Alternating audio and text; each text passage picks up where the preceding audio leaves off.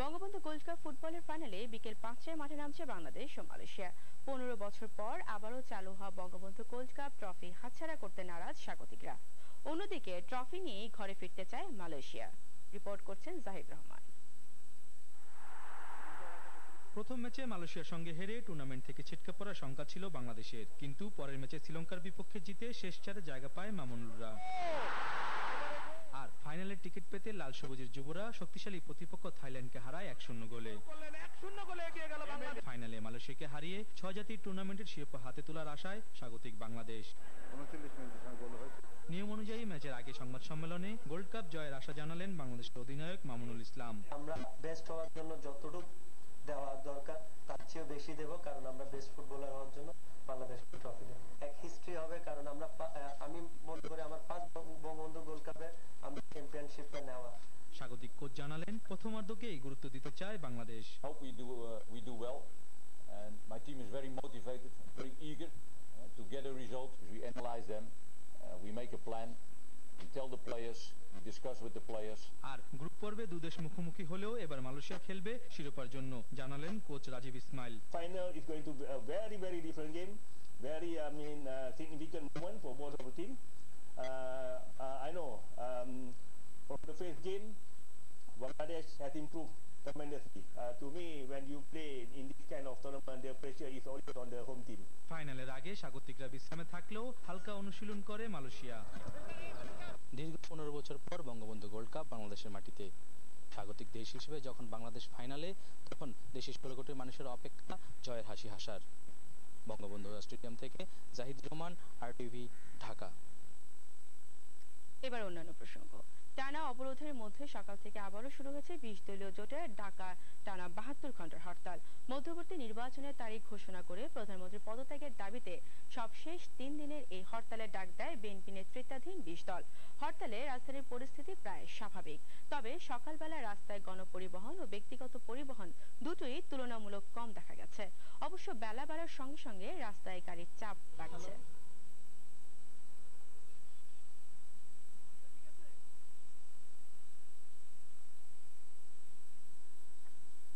দর্শক, এই মুহূর্তে রাজধানীর পল্টন এলাকায় আছেন সহকর্মী ফখরুল ইসলাম। হরতালের পরিস্থিতি জানতে আমরা সরাসরি চলে যাচ্ছি তার কাছে। ফখরুল, আপনি তো পল্টন এলাকায় আছেন, সেখানে হরতালের সর্বশেষ পরিস্থিতি কি এবং নিরাপত্তা ব্যবস্থা কি অবস্থায় আছে আমাদের জানান।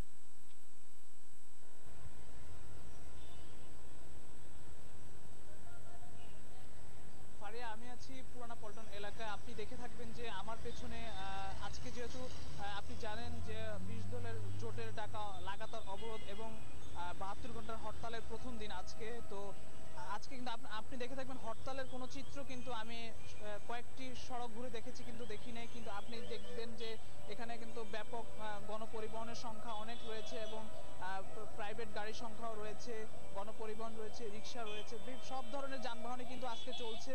হরতাল আসলে নিরুত্তাপ বলা চলে। আমি এখন যেখানটাতে আছি পুরানা পল্টন এলাকায়, আশপাশের এলাকার চিত্র কিন্তু একই রকম। মতিঝিল বলেন, প্রেস ক্লাব এবং আশপাশের যতগুলো এলাকা রয়েছে প্রত্যেকটি এলাকায় কিন্তু প্রায় শান্তিপূর্ণভাবে গণপরিবহন চলছে। কোনো ধরনের হরতালের যে প্রভাব, কোনো ধরনের ভাঙচুর, সহিংসতা বা কোনো ধরনের পিকেটিং আমরা কিন্তু এখন পর্যন্ত দেখিনি। আপনি জানেন যে 20 দলীয় জোটের লাগাতার অবরোধ চলছে এবং অবরোধে আজকে কিন্তু 20 দলীয় জোটের ডাকা 72 ঘন্টা হরতালের কিন্তু প্রথম দিন। তো প্রথম দিনে কিন্তু আজকে কিন্তু সাপ্তাহিক কর্মদিবসের প্রথম দিনও বটে। তো সাপ্তাহিক কর্মদিবসে মতিঝিল এলাকা আমরা দেখেছি যে কর্মব্যস্ত মানুষ কিন্তু অফিসে আসছেন, তাদের কোনো সমস্যা হচ্ছে না এবং শান্তিপূর্ণভাবে মানুষ গণপরিবহন করে মানুষ অফিসে ফিরছেন। তো মানুষ শান্তিপূর্ণভাবে অফিস করবেন এমনটাই তাদের ধারণা। এবং রাজধানীতে আসলে আমরা আরো বেশ কয়েকটি এলাকা ঘুরে দেখেছি, যেমন কাকরাইল, বিজয়নগর, নয়াপল্টন, বিভিন্ন এলাকাগুলোতেও কিন্তু হরতালের তেমন কোনো আমরা প্রভাব দেখিনি। এছাড়া আমরা যদি বাস টার্মিনালের কথা বলি, সায়দাবাদ বাস টার্মিনালের খবর যদি আমরা শুনেছি যে সেখানে শান্তিপূর্ণভাবে দূরপাল্লার বাসগুলো ছেড়ে যাচ্ছে সকাল থেকে এবং ট্রেন চলাচল মোটামুটি স্বাভাবিক রয়েছে। কমলাপুর থেকে সকালে কিন্তু ট্রেন ছেড়ে এসছে দেশের বিভিন্ন জেলা থেকে এবং ছেড়েও যাচ্ছে। তো ফারিয়া, আসলে আমার কাছে এই ছিল সবশেষ চিত্র। 20 দলীয় জোটের হরতালে কোনো শান্তিপূর্ণভাবে হরতাল পালিত হচ্ছে, কোনো ধরনের নাশকতা বা পিকেটিং নাই। ধন্যবাদ ফখরুল আপনাকে। দর্শক, এতক্ষণ হরতালের সর্বশেষ পরিস্থিতি জানাচ্ছিলেন ফখরুল ইসলাম। চলে যাচ্ছি পরের সংবাদে। বগুড়ায় ট্রাকে আগুন দেওয়ার ঘটনায় দগ্ধ হেলপার আসিফ মারা গেছেন। গেল রাতে বগুড়ার শহীদ জিয়াউর রহমান মেডিকেল কলেজ হাসপাতালে চিকিৎসাধীন অবস্থায় মারা যান তিনি। শনিবার রাত 9:30টার দিকে বগুড়া নাটোর সড়কের শাহজাহানপুর থানার রুপিহারে ট্রাকে পেট্রোল বোমা ছোড়ে দুর্বৃত্তরা। এতে ট্রাক চালক মোস্তফা, হেলপার আসিফ, ব্যবসায়ী আব্দুল আজিজ ও জাহাঙ্গীর হোসেন দগ্ধ হন।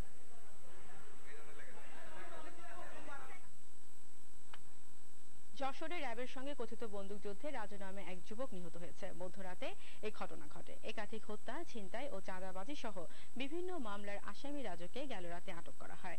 র্যাব জানায়, রাতে রাজুকে নিয়ে অস্ত্র উদ্ধারে গেলে রাজুর সহযোগীরা র্যাবকে উদ্দেশ্য করে গুলি চালায়। এই ঘটনায় র্যাবও পাল্টা গুলি চালায়, তবে নিজের সহযোগীদের গুলিতেই মৃত্যু হয় রাজুর। এদিকে কুমিল্লার ভাটপাড়া এলাকায় পুলিশের সঙ্গে বন্দুকযুদ্ধে নিহত হয় তালিকাভুক্ত সন্ত্রাসী কালা স্বপন। এই সময় পুলিশ ঘটনাস্থল থেকে একটি বিদেশি পিস্তল ও 2 রাউন্ড গুলি উদ্ধার করে। জেলার সদর দক্ষিণ থানায় নিহতের নামে 28টি মামলা রয়েছে বলে জানায় পুলিশ।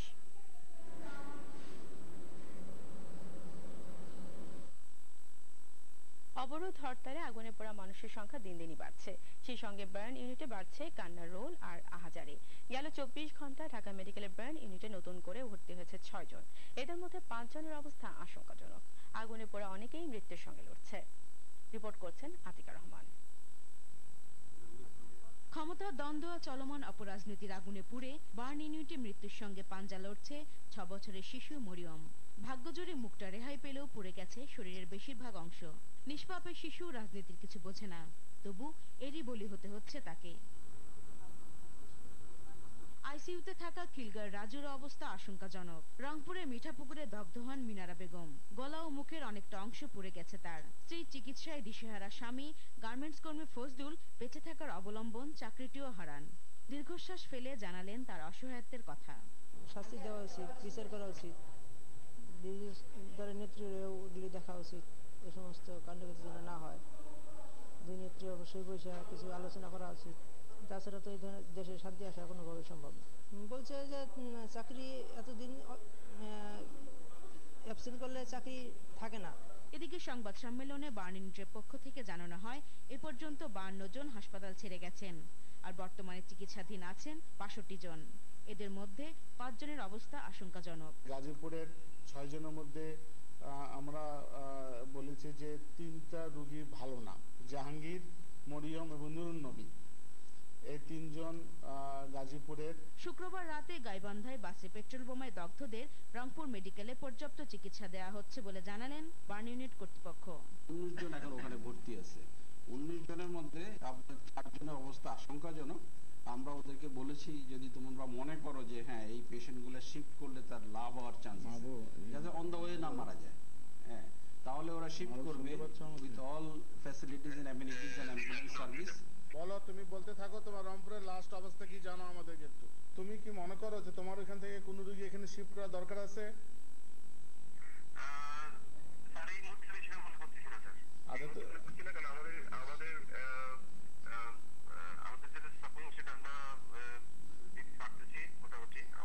আমরা রাত থেকে সার্বক্ষণিকভাবে কাজ করতেছি। আমার 3 জন সিআইএমও আছে আমার।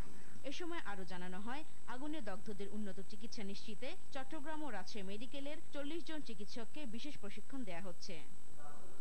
আতিকা রহমান, আরটিভি, ঢাকা।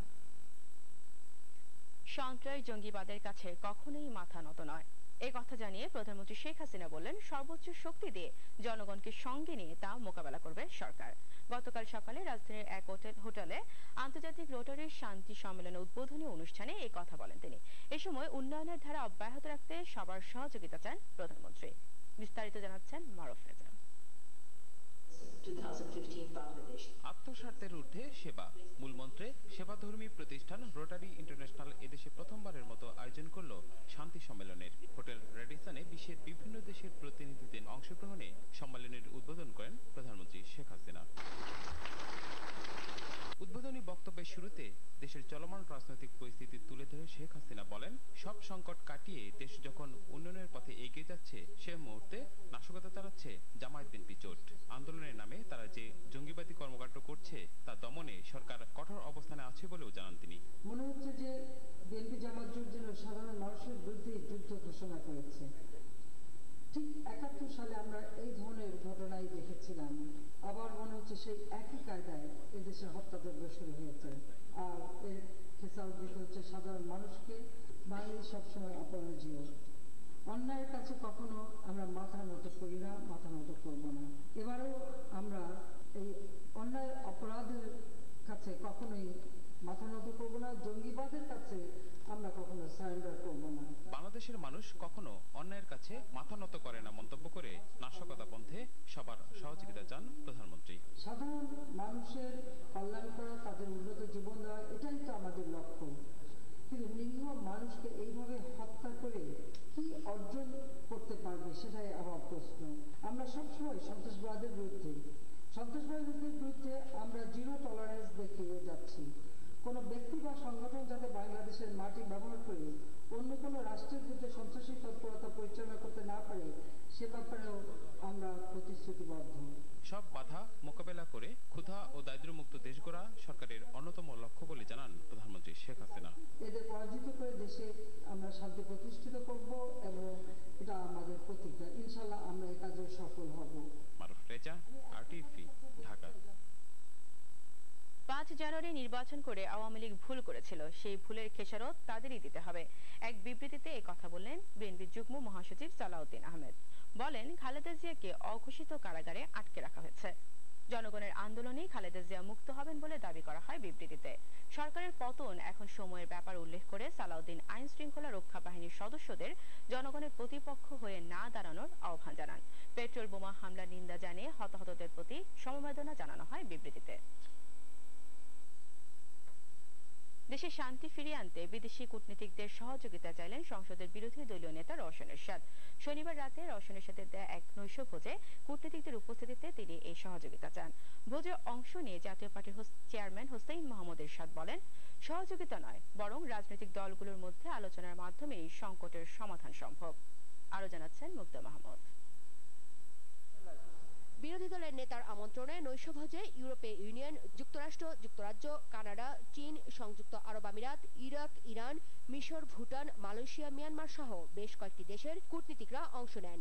নৈশভোজে কূটনীতিকদের সামনে দেশের চলমান রাজনৈতিক পরিস্থিতি তুলে ধরেন রওশন এরশাদ। এ সময় গত বছরের 5 জানুয়ারি নির্বাচনে বিএনপিকে আনতে প্রধানমন্ত্রী শেখ হাসিনার প্রাণান্তকর চেষ্টার কথাও তুলে ধরেন তিনি। দেশের উন্নয়নে বর্তমান প্রধানমন্ত্রীর নানা উন্নয়ন কর্মকাণ্ড তুলে ধরে রওশন এরশাদ চলমান রাজনৈতিক নাশকতায় শান্তি ফিরিয়ে আনতে কূটনীতিকদের সহযোগিতা চান। Majority of our people, they want peace, prosperity, stability with democratic values. So, Excellency, we need your help and cooperation to give a better life for our people and a bright future for our children. We need your help. We want to stand on our own feet with honor and dignity. অনুষ্ঠানে অংশ নিয়ে জাতীয় পার্টির chairman বলেন, অন্যের সহযোগিতা নয় বরং সমাধানের পথ নিজেদেরই বের করতে হবে। আমি তার চিঠি লিখেছিলাম সব পলিটিক্যাল পার্টিকে, একসাথে বসি আলোচনা করি। একটা আলোচনা ছাড়া, একটা সমঝোতা ছাড়া দেশ ধ্বংসের মধ্যে চলবে এবং কি হবে জানি না, কিন্তু কোনো সমাধানের পথ দেখছি না আমরা। রাজনৈতিক দলগুলো সমাধানের পথে না হাঁটলে সমস্যা আরো ভয়াবহ হতে পারে বলেও আশঙ্কা করেন তিনি। মুক্তা মাহমুদ, RTV, ঢাকা। চলমান রাজনৈতিক সংকট সমাধানে রাষ্ট্রপতিকে উদ্যোগ নেওয়ার আহ্বান জানিয়েছেন সুজন সম্পাদক বদিউল আলম মজুমদার। রাজধানী ইঞ্জিনিয়ার্স ইনস্টিটিউশনে জাতীয় ঐক্য প্রক্রিয়ার ব্যানারে আয়োজিত আলোচনায় এই আহ্বান জানানো হয়। সংকট উত্তরণে সুশীল সমাজকে নিয়ে জাতীয় কমিটি করে পরোক্ষ সংলাপের পক্ষে মত দিয়েছেন বিশিষ্টজনেরা। রিপোর্ট করছেন নাইমামু। 20 দলের ডাকা চলমান হরতাল অবরোধে এ পর্যন্ত মারা গেছেন 73 জন। বিচার বহির্ভূত হত্যা হয়েছে 23টি। প্রতিদিনই বাড়ছে এ সংখ্যা। মানুষ পোড়া গন্ধে ভারী হয়ে উঠেছে বাতাস। রাজনীতির নামে এমন সহিংসতার স্থায়ী সমাধানে আয়োজিত এ আলোচনায় বক্তারা বলেন, এক দল অন্য দলকে নিশ্চিহ্ন করার প্রতিযোগিতায় নেমেছে, যার কারণে পরিস্থিতি আরো ভয়াবহ হয়ে উঠছে। দোষারোপের রাজনীতি থেকে বেরিয়ে এসে দেশের কথা ভাবতে রাজনীতিবিদদের প্রতি আহ্বান জানান তারা। যারা রুগ্ন কিন্তু বড় তাদেরকে ছোট বানিয়ে দেয়, আর যারা ছোট কিন্তু সুস্থ তাদেরকে বড় বানিয়ে দেয়। দেখেন, মাথা ব্যথা হয়েছে, এসপিরিন দিয়ে মাথা ব্যথা কমাইতে পারেন, কিন্তু মাথা ব্যথার যদি ক্রমাগত